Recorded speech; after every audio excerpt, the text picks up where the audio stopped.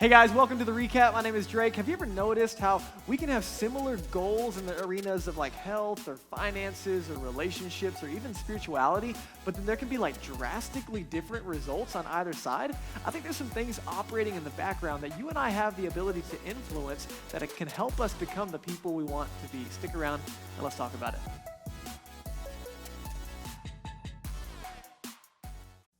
Hey guys, welcome to City Church. It's such an honor to have you. I'm so excited.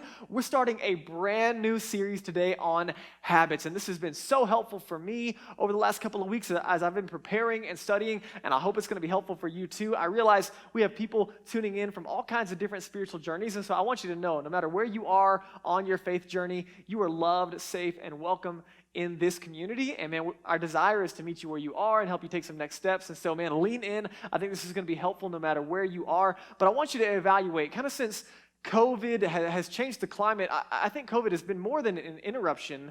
It's really been a disruption, right? I want you to think about just what it's done in your life and kind of reflect over the last couple of months since COVID changed things.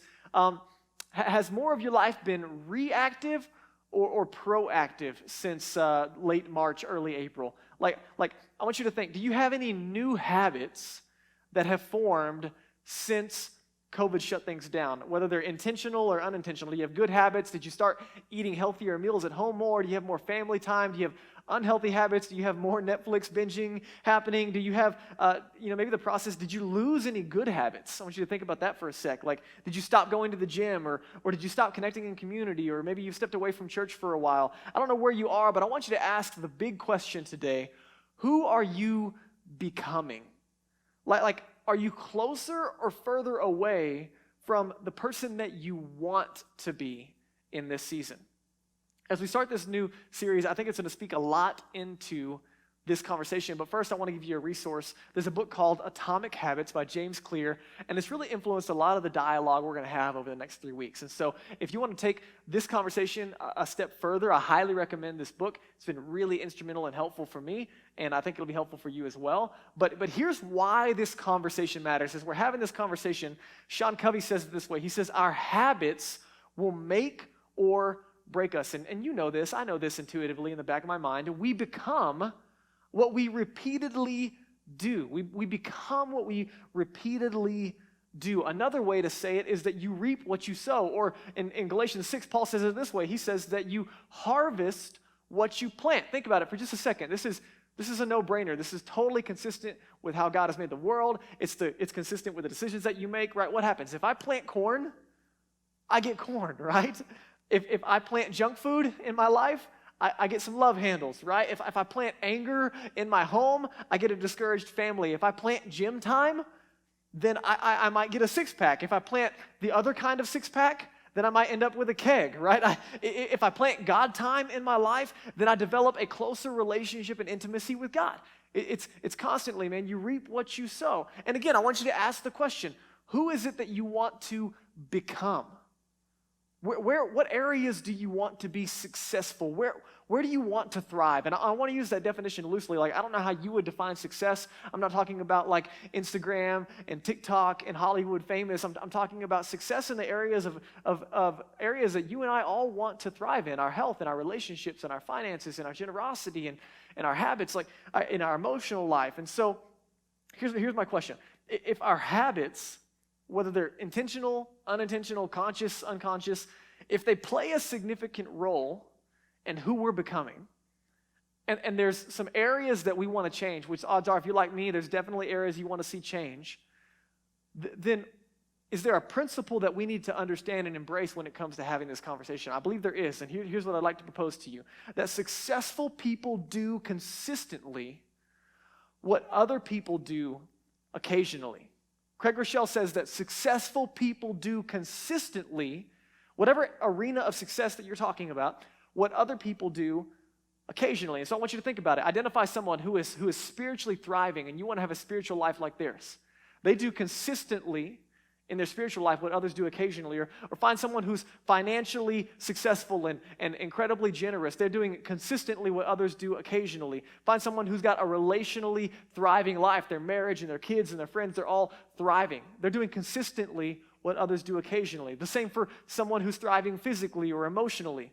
Here's what I need you to understand. It's the work that no one sees that produces the results that everyone wants. And so we're going to press into that. I want you to think about the life of Jesus for a second.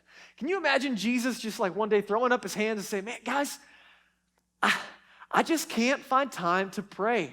I am just so busy. I just can't spend time with God. Like, man, these disciples, they're driving me crazy, and they're always there. And then every time I turn around, there's another crowd forming, and I just can't find time to pray. No.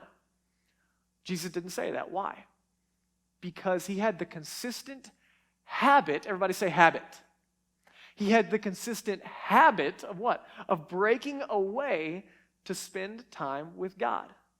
And the byproduct was he had a spiritually thriving life. Now, before you check out because you start to get discouraged because you're like, oh, here's another conversation around type A personalities who get a bunch of stuff done. I'm just never going to be that, and I can't see that progress. Listen, don't check out. You're not alone. Even one of the most famous Christians of the New Testament falls into this category of discouragement at times. Check it out in Romans chapter 7. Look what Paul says in Romans 7. He says, for I know that nothing good dwells in me. You ever felt like that? I just suck. That's what he's saying. That there's nothing good in my flesh. For I have the desire to do what's right, but I don't have the ability to carry it out. I don't do the good that I want to do, but the evil I don't want, it's what I keep on doing.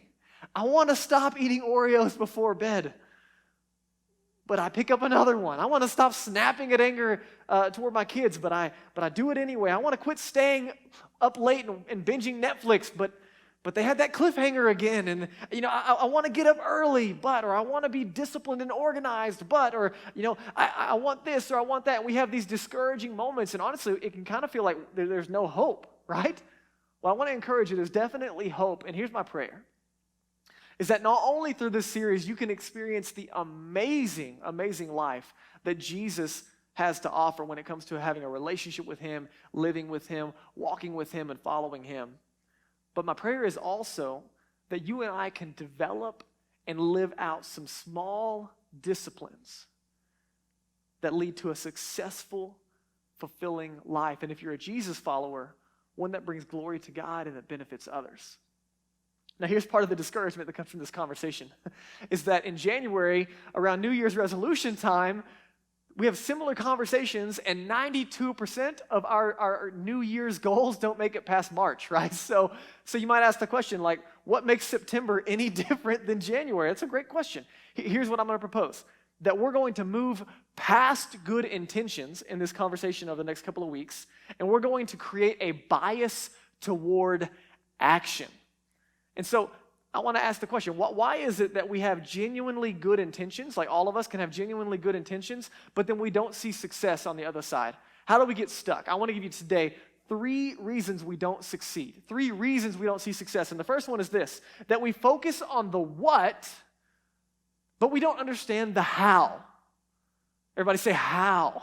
How do we do it? We focus on the what, the end goal, what we want to see happen. We don't understand what's happening in the background, what brings about those results. And so here's what's unique. James Clear, in his book, he says that a lot of us have similar goals in life, right? Whether it be health or finances or relationships or spirituality, we all have very similar goals. And then at the same time, we can have vastly different results as a byproduct of those goals. And you say, how does that happen?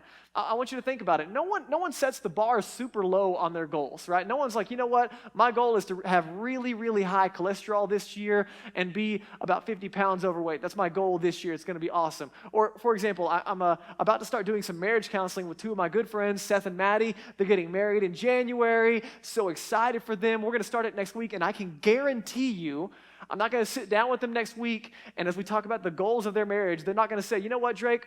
Ideally, if we could shoot for a successful marriage of 3 to 5 years before we get divorced, that'd be amazing, right? No one sets the bar that low. Everyone wants a long, lifelong, amazing, helpful, life-giving relationship. Yet we can have vastly different results on the other side. How does that happen? James Clear says that winners and losers generally have the same goals. So why do we have such different results? It's because our goals don't determine success. The systems operating behind those goals are what bring about success. James Clear says it this way. He says, you don't rise to the level of your goals and your good intentions. You fall to the level of your systems. I want you to think about it for a minute. What kind of goals might you just create out of thin air? You're like, oh, you know what? I want to lose 20 pounds, or I want to get out of debt, or I want to be more organized, or I want to be more in control of my emotions, or I want to be famous on TikTok, or I don't know what it is for you. I want to eat healthy and work out regularly. I don't know. Whatever it is, you start thinking about those goals. The challenge is that we need to change the systems operating behind those goals that produce the results. And so I hope that I got you a little bit hungry for that conversation. We're not going to deal with that today. That's a little teaser to get you to tune in for the following 2 weeks where we get really, really practical on influencing the systems behind the goals that we have. But as we have this conversation today, there's a bigger picture I want you and I to lean into, okay? So the first reason is we focus on the what and not the how. But number two is that we don't see progress fast enough. One of the reasons that we don't see success in the areas that we want to thrive in is that we don't see progress fast enough, right? We work out 3 times, you develop a new habit. I'm going to go to the gym, got a membership, showed up 3 times, and then you get on the scale at the end of the week and you gain 2 pounds, and you just throw your hands up and you say, forget it, man, it's not worth it. Or you start paying down your debt and you say, you know what, we're going to get serious about this, and you stop buying coffee and you save a whole $100 by not buying coffee in the middle of the week, and then you put that towards your loan, and you had $30,000 on your student loan, and then you paid off $100, and now you don't owe $30,000 anymore, you owe $29,900, and you're like, I'm never going to get out from under this, and you give up. Or you start trying to engage in church online because it's a weird season and you can't gather together, and then your kids are driving you crazy and the internet failed and you yelled at your kids and you're like, man, this isn't working, it's not even helpful. Or you start getting into the Bible and you're reading and you're engaging on a daily basis, but then you still have struggles and negative mindsets and you're like, man, this is not even worth my time. Or you start praying and talking to God about what's going on in your life, and things are still not going the way you want them to, and bad stuff is still happening. You're like, man, this stuff doesn't even work. What happens? We start trying it on the front end, and then we just start to give up because we don't see results fast enough. Here's what I want you to understand, is that even though we're not seeing results, it doesn't mean it's not working. The byproduct of this challenge is that we wrongly conclude, hear me, we wrongly conclude that our small, good decisions don't matter that much. And then we also wrongly conclude in the opposite direction, that my small, bad decisions also don't matter that much. And so it's just a midnight snack tonight because I had a long day. And we're just going to skip church for the weekend. We're just going to have a cigarette when we're stressed. Or it's just a few more minutes of scrolling on Instagram or Facebook. Or it's just one more outfit to go with my shoes. Or it's just, 30 more minutes of this video game. Or it's just one more episode of Netflix. And we wrongly assume that our small decisions have no impact. But Craig Rochelle says it this way, that our life is the sum total of all the small decisions that we make. And you know this. In the back of your mind, you know this. That we rarely ruin our lives with one poor decision. What is it? One bad decision after another that culminates in results that we wish we didn't have to experience. On the other side of the conversation, when you look at someone successful, when you look at someone and you say, man, how did they get there?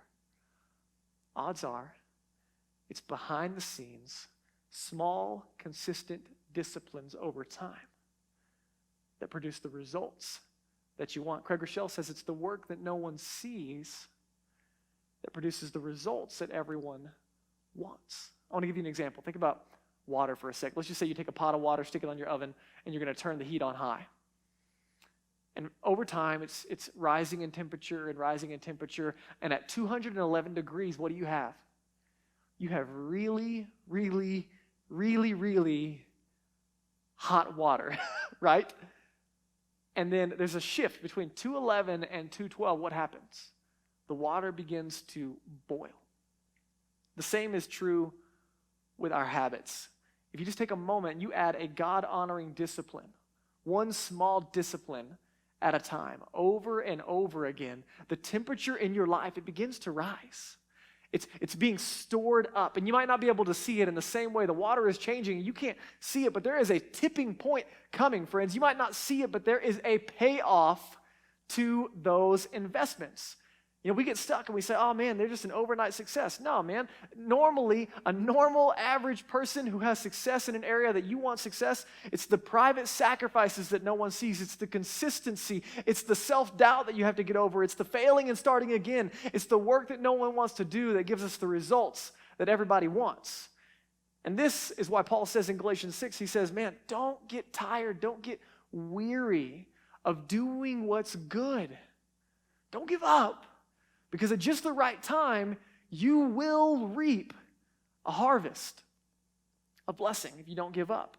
Don't get tired of getting up early. Don't get tired of going to the gym. Don't get tired of living on a budget. Don't get tired of engaging in church online. Don't get tired of going to a city group. Don't get tired of loving and serving your neighbors. Don't get tired of being generous. Don't get tired of reading the Bible. Don't get tired of prayer. Why? Because there is a harvest coming. Don't give up. Number 3,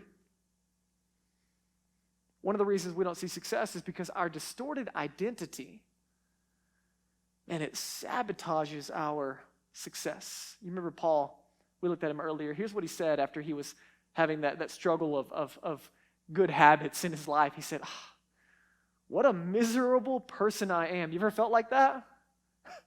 Like, I suck, man. I just can't get it together. What a miserable person I am. Who's going to free me from this life that is dominated by sin and death? He says, man, where's the hope?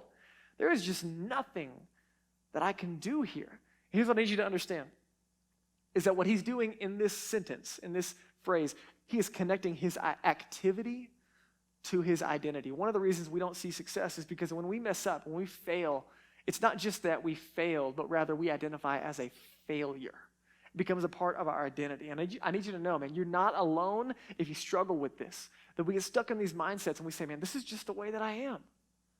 I'm just always going to be overweight. I'm just always going to be impatient.